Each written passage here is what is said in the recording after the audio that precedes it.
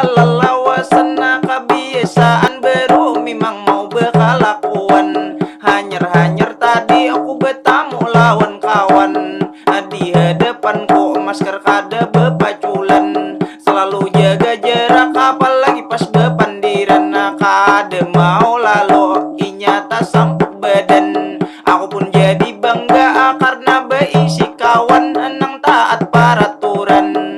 Sangkan kutih patuh protokol kesehatan, atau kalau kana denda inya liwar takutan. Sekalinya badan kok harau bau belirang. Ini pang berarti ulun beisi saran supaya covid ini lakas